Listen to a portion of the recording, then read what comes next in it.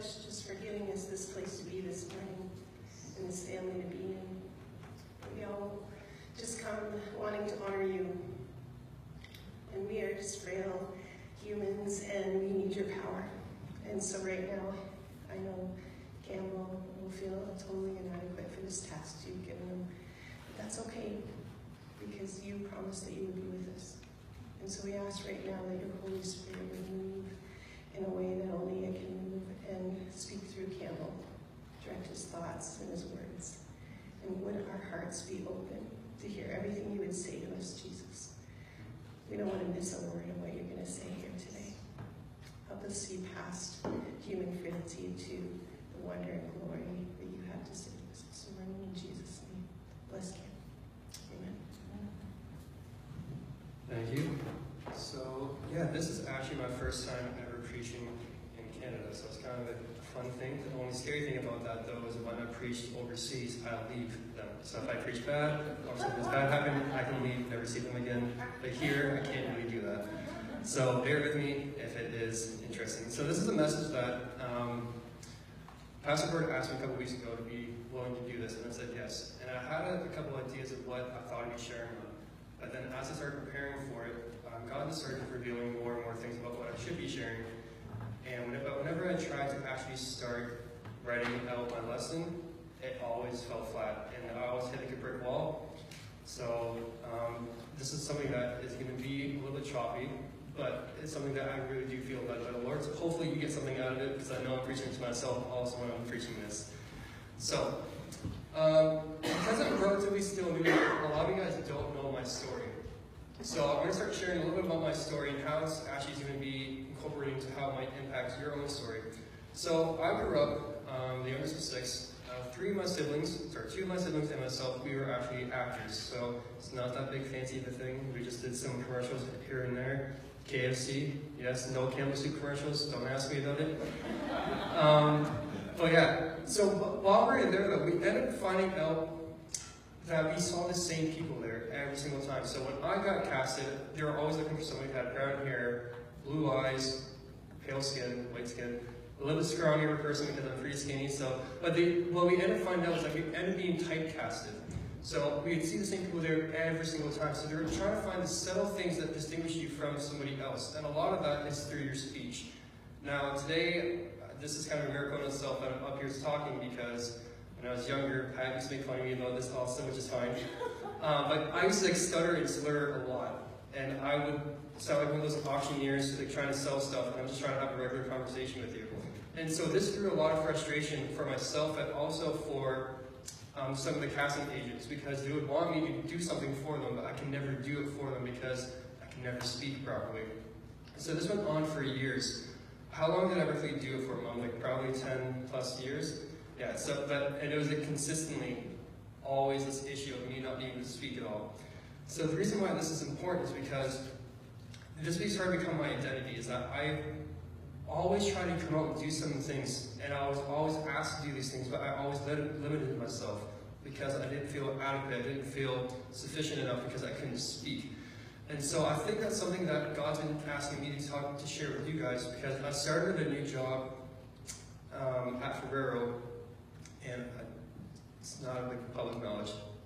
I'm not the biggest fan of the work, but I'm actually really glad that God has brought me there, because I've had a lot of learning curves there.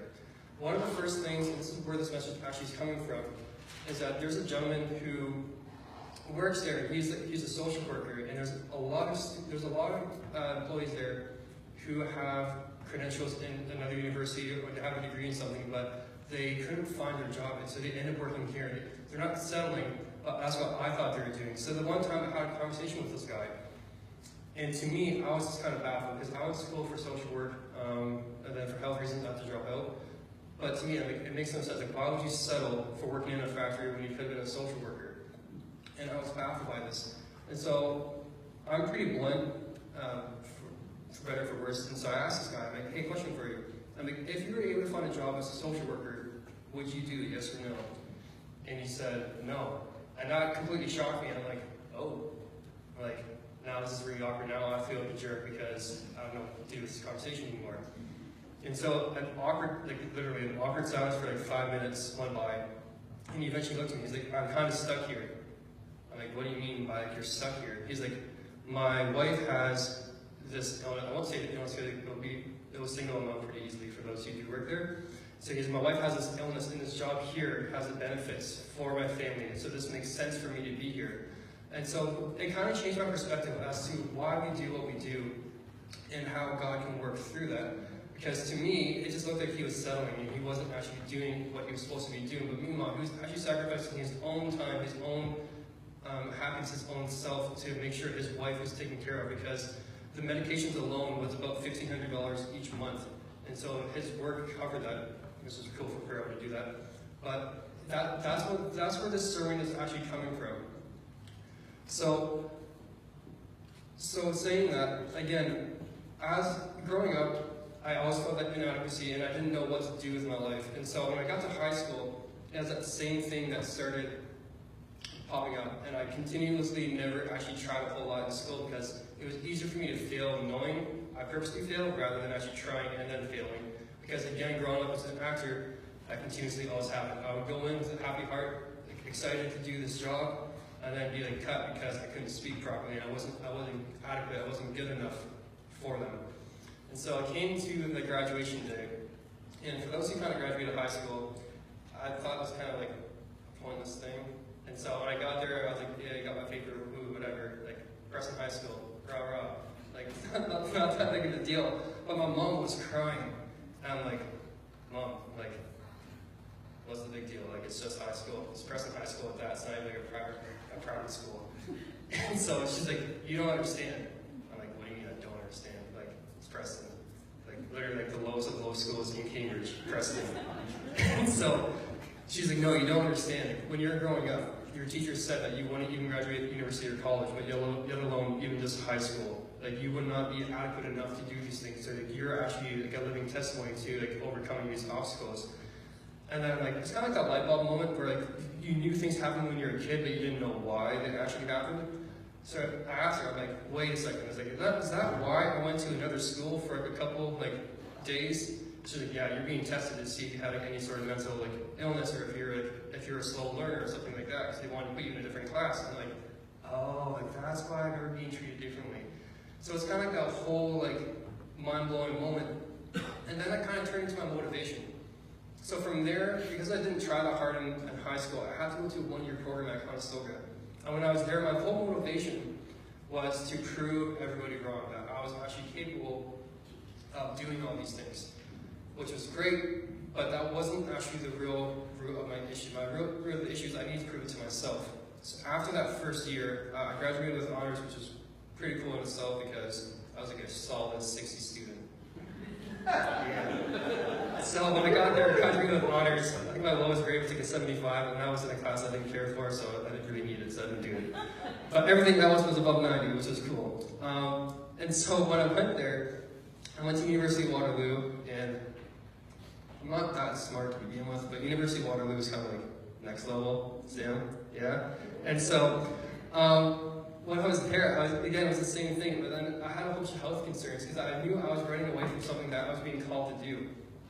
And yeah, so it's just one of those cool things where, when I changed over to proving it for myself, I started asking myself the question, like, why am I doing this? Like, what am I actually here for? I was here to do social work, but that was me kind of missing my calling. I remember sitting in the car with my parents when I was like 8 years old or so.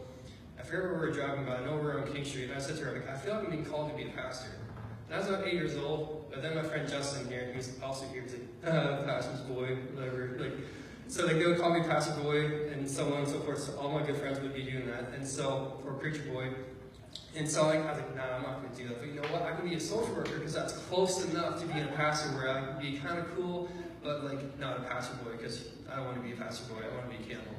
And so that's one of those things, but the reason why I never did that is because I couldn't speak. I could never do public speaking because I was so embarrassed about how people would view me, how people would judge me or say things about me.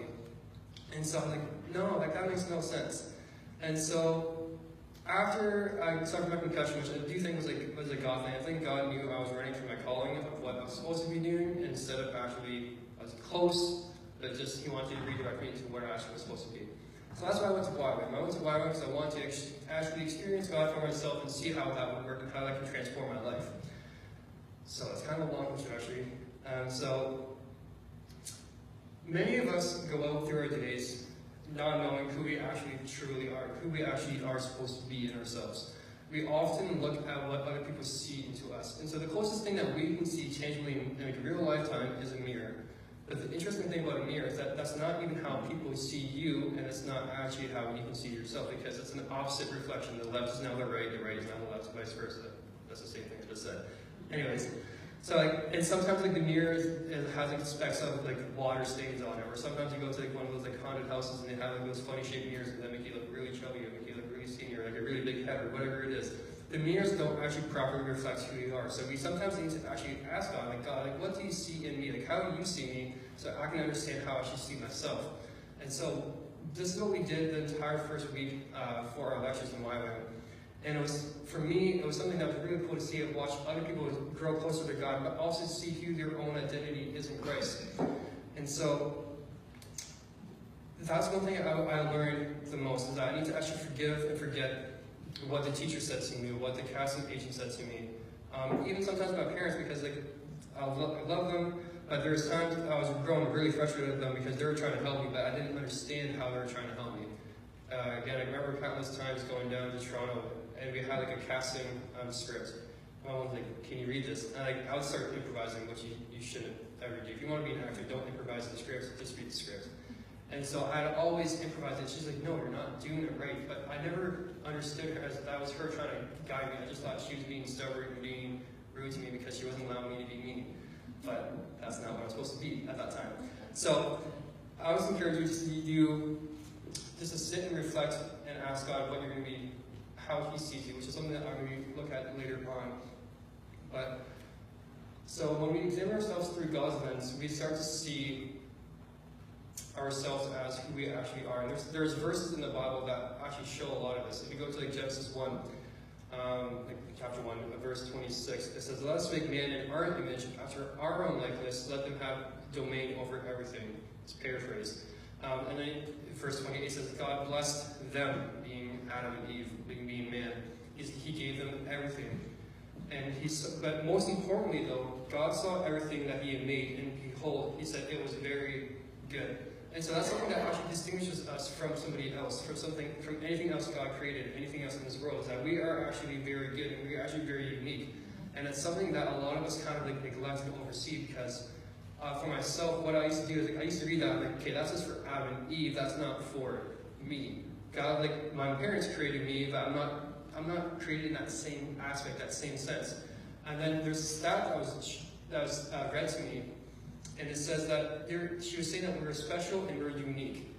So despite the roughly about 13 million people that have ever lived on Earth, I, Campbell, am the only one that has my fingerprints, my ears, my footprints, my exact eye color are unique, and they're literally one of a kind. And I think that's something that actually kind of blew my mind, is that no matter who has been in the world before, whoever's going to come afterwards, there's no one who's going to be exactly like me. There's people who are going to be similar to me, but no one's going to be Campbell.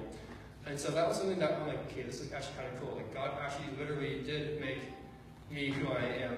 And so again, in Psalm 39, verse 14, it says, I praise you because I am fearfully and wonderfully made. Your works are wonderful, and I know that. And I think sometimes we actually neglect that, because we look at our inadequacies that the public looks at us with. For me, again, my main biggest thing was speech, because if you can't talk, you can't really have any sort of communication with anybody, or you get made fun of and teased countlessly. And so, but I know you yourself will probably have those things where people always limited you to do these things. You are always limited by your occupation. You're occupied by, so you're viewed as your where you lived.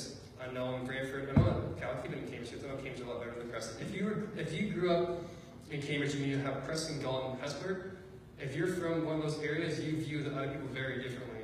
And so I know I'm Preston strong, and I don't like people from Hesper and Galway. And I know vice versa, they don't like me because we think we're ghetto, and we probably are. So, so that's some of those things where you have these placeholders put onto you, but we actually need to be able to erase that.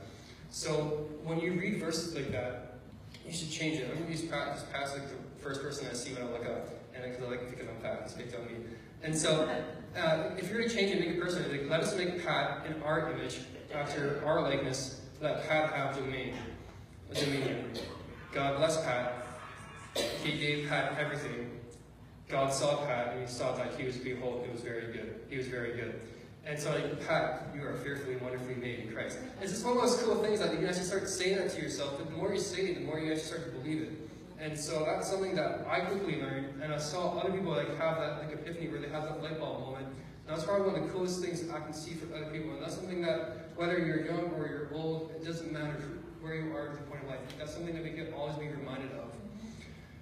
And so, but because of our imperfections, because of our struggles, those don't actually hold us back. Those can actually give us liberty to actually go forward and do some really cool things. And so, I fear too often that a lot of times, I know for myself and other people, like, oh man, I can never do that. I can't do that. Someone else would be much better suited for that. I actually remember once Suzanne bought me a shirt. I forget where she went to, but she bought me a shirt and it says, "Here I am, God, send me that guy."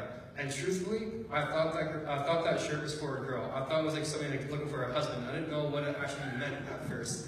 And so I looked at Suzanne. I'm like, Suzanne, like, I'm kind of with Catherine. I don't want a guy in my life. Like, I'm good. And so, but then as I was reading this, I'm like, I kept being reminded of that shirt. I'm like, no, like that's literally what it is. Like, we always said, God, like, I really want to be used by you. I really want to do these things. And as soon as God's like, here, do this, we're like, nah, fam, like, I'm not going to do that. I'll do this, where I'm comfortable doing this. And it's just one of those things, I'm like, why do we do that? And so, God calls those who aren't qualified. He qualifies the call. So like, if you feel led to do something, that's what you're supposed to do. Like, it doesn't mean that you're not qualified. Like, again, using my own testimony to not be able to speak, I should not be the one up here speaking. Like, this in itself is probably really cool for my parents to see, because they're not used to me being able to be this comfortable, talking slowly. Hopefully I'm talking slowly, not slurring my words. Hopefully I'm not slurring my words or anything like that. But like, that's what I mean. Like, I'm not qualified to be doing this job. I don't have any sort of education to do this job, but I'm qualified because I feel called to do this job. So because I'm called, God qualifies me for that call. You understand what I'm trying to say? So that's what I mean. And there's some really, really cool examples. Even just like with the whole live stream. I didn't plan on doing this, Jim, right? Okay. So I remember once Jim posted something on Facebook. If I'm not going this right, just cut me off and just cut the live stream and everything. But I remember Jim saying, he's like, why should I be the one doing this? Like, I'm not the one who feels qualified or adequate to do this, but he is the most qualified and adequate to do it because he's the one that feels the most passionate about to do it. He's the one that's constantly always doing it. You can see it on our Facebook page. You can see the passion and the drive he has whenever he uploads a post, whenever he wants more community to be involved. And if we always waited for somebody to be more qualified to come, nothing's going to happen. So if you wait for the qualified person to come along, it's never going to happen, because the reality is none of us are actually qualified. None of us are actually good enough to do the task that God's called us to do. God makes us good enough. God makes us qualified enough to actually do those things. And so that's something that it started to hit me, and it hit me hard. And I was like, what am I going to do now? Like, now I have to do this.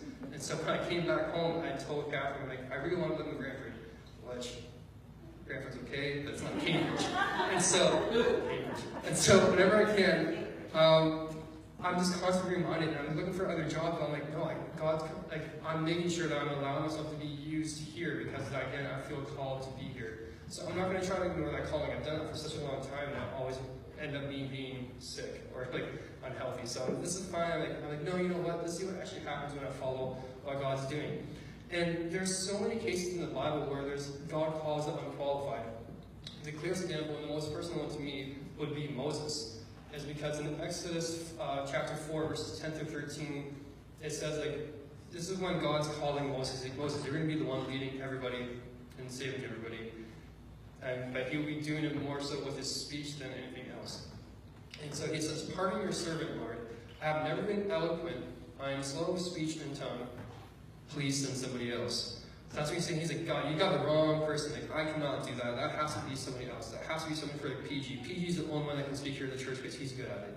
And so that's what I think a lot of us view ourselves as. Like, we have the opportunity to be teachers. We have the opportunity to work with the youth, to work in the social media department, but we always wait for somebody else. But if Moses didn't actually submit himself, we don't know where we would even be today. And again, there's so many more examples. You have Joseph, who was beaten, he was jailed, but yet he ended up being the one that saved Egypt. You look at the disciples, you have fishermen, a zealot, and then a thief, being the ones who actually were the ones who actually chaired a lot of the ministries and chaired a lot of the revolution that took place in the Christian culture that we have now. You have Abraham, who was old age. You have David, who was young, and he was small, and he was inadequate to face Goliath. But yet you have these, you can see the pattern that he has. God does not call those who are they're the number one, they have everything checked off. They're going to be the ones that do this. Even Jesus himself was born in the most unking-worthy way of being born. And so again, that God doesn't call the qualified, he qualifies the call. And so, if you haven't caught on yet, I'm really trying to change your thought about yourself and about what God's calling you to do. And so, we're capable of doing a lot of great things, because God's prevenient grace is more than enough for us. So that means our sin and our shortcomings, God's already there. He's already helping us be restored. But we need to be able to submit ourselves. If we don't submit ourselves to that, it doesn't matter. So God cannot work in our lives unless we allow God to work into our lives. God's not one who's like a dictator God. He's not one who's going to be just thumping you over the head every single time that you have to do this, whether you want to or not. He's given us the option, to give us the choice to actually submit ourselves to him. And so you can kind of have the analogy of a fist. If you have everything in your own, imagine your palm is everything that you own. If you have a strong hold on that, there's no way God can see into that. So sometimes we're we have a half grip, where we're God, you can work within this parameters, you can work within this part of my life, but you can't have everything yet. But when we do that, we actually don't allow ourselves to forgive ourselves.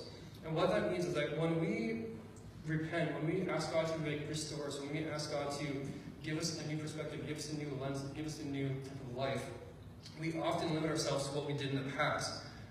No, I can't actually do that because you know what? I was divorced, so I'm always going to be labeled as that divorced person. You know what? I can't do that because I'm always going to be that one who's uneducated, who's mentally challenged, whatever it is. You always limit yourself. But when we limit ourselves, we can't allow God to actually work in our lives. We actually need to open our grip and allow God to actually intervene into everything that we actually have. And so that's something that is just mind-blowing and stuff. And I remember I was driving to work once, and I was listening to this gospel singer. His name is James Fortune, and he has a song called "I Forgive Me." And so it's a gospel song. So the entire time, the song is just kind of singing about how I forgive you. And it's one of those, when I first heard it, I thought it was one of those stereotypical songs where you replace God in the song, and you just replace it with I, so it kind of sounds like you're praising yourself the entire time.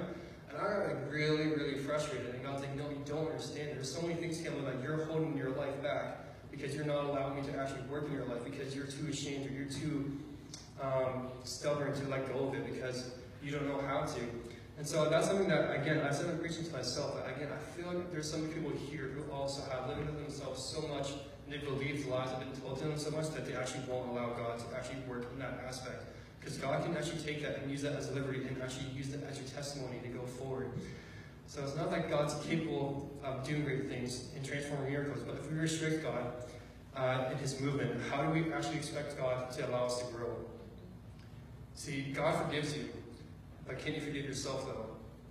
Because when we do this, we become our own gods. If we don't forgive ourselves, we become our own God. We think that we're not blessed. We think that we're not very good. We're not fearfully and wonderfully made. These thoughts are dead thoughts. So these thoughts don't bring life in abundance, which is what God brings. That's what he brings to us. So does anybody know where Jesus' death took place? This is the question. So if you have an answer, you can say your answer. Does anybody know where Jesus' death took place? Yes, do you know what that means? Skull. Right. So Jesus' death and victory took place in the skull. So what does that mean for us? Our death and our victory can come place in our skull. So your thoughts cannot be dead thoughts anymore. Those thoughts cannot restrict you anymore. Your thoughts need to be used to give you liberty, give you life. And so,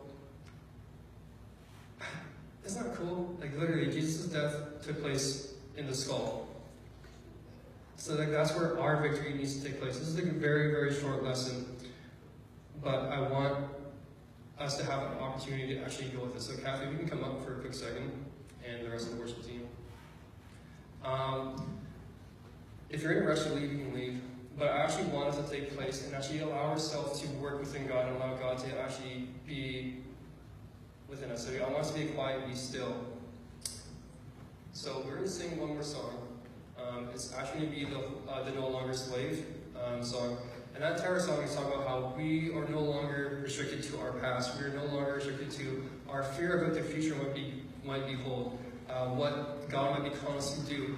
And so during this time, I wasn't going to tear paper and give you guys a pen and write these things down, but I really feel that we just need to be silent and actually pray for each other, because there's far too many times that we come together as a community, as a church, but we actually don't allow time for fellowship to happen within the service. So if you feel led to go out and pray for somebody else, like leave your chair, get uncomfortable with this setting, and go get comfortable beside somebody else if you feel like you need to do so. So one of the questions I'll have a couple questions that I'll let you guys kind of like reflect on is how does God see you, and what does God want you to do? And if God is calling you for something, are you going to return the call to Him? So as they're about to get ready to lead us in worship, I'm just going to do a quick prayer for us. And again, we're just going to kind of be quiet and just be still with the Spirit. Just allow God to do His work in this place. So God, we thank you so much for this opportunity to come here, just to gather as a community, just gather as people who just are hungry to know you more, God, and just people who are just lost without you, and are just looking for a message, just looking for clarity as to who we are, and as to how we can actually better serve you, God, in our community, in our own context, whether it be here or back wherever people travel from, God. We just want to invite you to come speak into our lives today and just be present. As it's on your name. Amen.